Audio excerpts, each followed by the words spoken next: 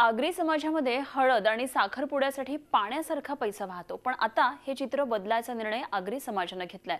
पाहूया याबाबतचा special report.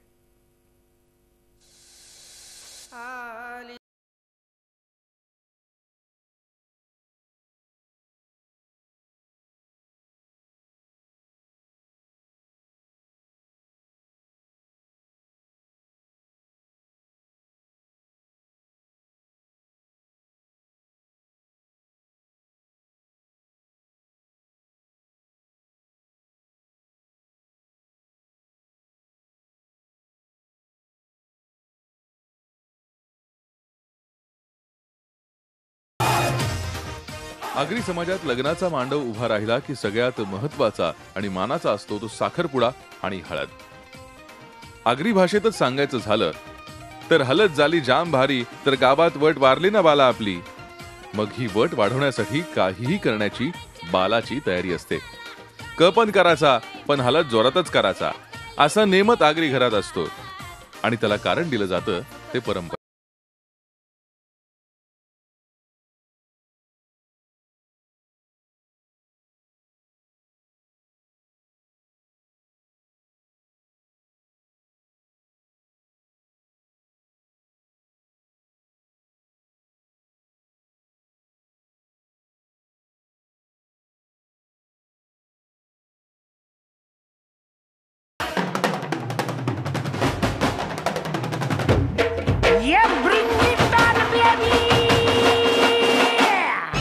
या धांगडधिंग्यासाठी लाखो रुपये खर्च केले जातात। प्रसंगी जमिनी विकून या महागड्या हळदीचा घाट घातला जातो। जमिनी नसतील तर कर्ज काढलं जातं। सगळा पैसा या साखरपुडा आणि हळदीमध्ये उडवला जातो। परिणामी पुढची अख्खी पिढी बर्बाद होण्याची भीती असते। हा धांगडधिंगा थांबवण्याचा विडा आगरी समाजातल्या काही लोकांनी उचललाय। कल्याण जवळच्या उंबर्डे, कोळीवाली, हिऱ्याचा पाडा आणि गांधारी या 4 गावांनी हळदीसाठीच्या या धांगडधिंग्याची परंपरा मोडीत काढण्याचा निर्णय घेतलाय। त्यासाठी विश्वनाथ भोईर यांनी पुढाकार घेत एका सभेचं आयोजन केलं होतं। हळदी समारंभ आणि साखरपुडा यासाठी जवळजवळ 12 ते 15 लाखाचा हा आकडा ठरलेला असतो। काही लोक जास्त श्रीमंत असतात, ते 20 लाखापर्यंत 25 लाखापर्यंत सुद्धा या दोन गोष्टीसाठी खर्च करतात। हे हळदी समारंभ आणि साखरपुडा समारंभ हे बंद होणे ही काळाची गरज आहे। कारण आज एका कुटुंबाने जर एका माणसाला 4-4, 5-5 मुलं असली आणि जर एका कुटुंबाला एका हळदी समारंभ आणि साखरपुड्यासाठी 15 लाख रुपये खर्च येत असेल तर 4 किंवा 5 लग्न आणि साखरपुड्या आणि हळदी समारंभ करताना तो आकडा किती लाखावर जातो याचा सर्व समाजाने आता विचार करण्याची गरज आहे। या सभेत 4 गावच्या ग्रामस्थांनी लग्नातल्या हळद मुक्तीचा संकल्प केला। सगळ्या राजकीय पक्षांचे आगरी समाजातले नेतेही या सभेला उपस्थित होते। या तुमच्या 4 गावच्या लोकांचं कौतुक आहे। निदान तुम्ही धाडस केलं, हिंमत केली, सुरुवात केली। या तुम्ही केलेल्या सुरुवातीला विश्वनाथ पाटील तुमच्या बरोबर किती लोक, विश्वनाथ होईल किती लोक येतील याची काही चिंता करण्याची तुम्हाला आवश्यकता नाही। हे चांगलं काम हातात घेतलेलं आहे। तुम्ही चालत राहा, मागे फिरून पाहण्याची आवश्यकता नाही। जेव्हा तुम्ही इच्छित स्थळी पोचाल तेव्हा समाजातील सगळ्या बांधवांचे थवेच्या थवे तुमच्या पाठीमागे उभे राहिलेले तुम्हाला बघायला मिळतील। गुंठा जमीन विकून आम्ही निवडणूक लढवली। गुंठा जमीन विकून आम्ही निवडणूक लढवली। त्याची जिरवण्याच्या नादात आम्ही आमचीच जिरवून घेतली। त्याच्या पोराचा लग्न मंडप माझ्या दारापर्यंत आला म्हणून मी पण जमीन विकून पोराच्या लग्नात धिंगाणा घातला।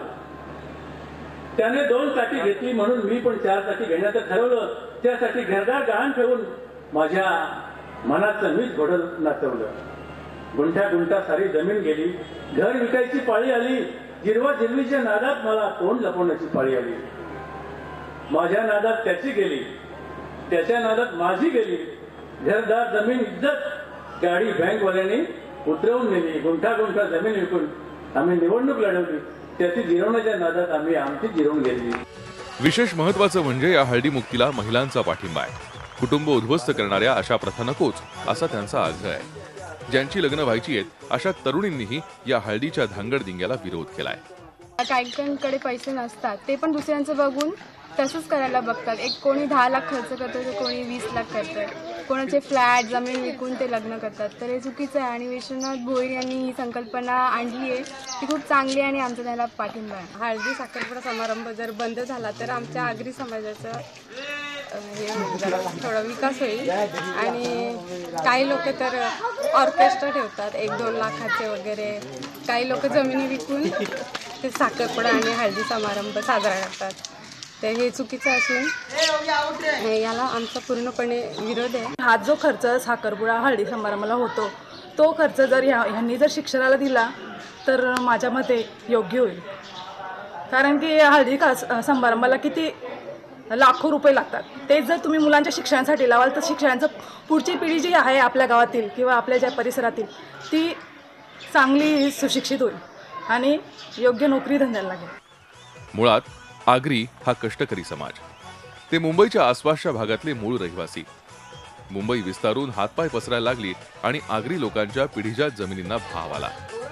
बिल्डरनं त्यांच्या जमिनी खरेदी केल्या आणि आगरी तरुणांच्या हाती पैसा खुळखुळू लागला. त्यानंतरच हळदीच्या धांगडधिंग्याच्या या प्रथा सुरू झाल्या. आम्ही होते तेव्हा आम्ही सर्व्हिसला होतो. आम्ही याच्या हिमतीने लग्न केले, पण आता ते काही केलं, काही कामं धंद्याला नाही, काय नाही, तर त्याला जमीन विकायला लागतो. जमिनीचा कोणता कर्ज करावा लागतो आणि तो कर्ज त्याच्यावर डोक्यावर बोजा होतो. मुलाबाला त्रास होतो. नंतर मग घरात मुलांची त्यांची फॅमिलीची भांडण होतो. मग याच्याने तो मनुष्य वैतागला जातो. त्याच्यात पुढं काय नाही ते विचित्र विचार येतात. असं नाही व्हायला पाहिजे. म्हणून साखरपुडा कमी झाला. साखरपुडा हल्दी समारोह व्हायलाच नाही पाहिजे. बेरोजगारी हा आगरी समाजातला मोठा प्रश्न आहे. गळ्यात मोठमोठ्या चैनी, हातात जाम भारी मोबाईल आणि बुडाखाली गारी, अशी इथल्या आगरी तरुणांची ओळख. पण खोट्या शानपायी आपण हातचं बरचसं गमावून बसतोय याची जाणीव आता या समाजाला व्हायला लागली आहे. म्हणूनच हळदीतल्या या अनावश्यक खर्चाला फाटा देण्याचा निर्णय घेण्यात आलाय. परंपरा निश्चितच असाव्यात, पण त्या परंपरांच्या नावाखाली ओंगळवाणा, धांगडधिंगा आणि पैशांचा चुराडा नको. हळदमुक्तीचा या 4 गावांचा आदर्श ठेवून सगळ्या आगरी समाजानं शुभमंगल करण्याआधी सावध होण्यातच खरा शहाणपणा आहे. विशाल वैद्य, झी मीडिया, मुंबई.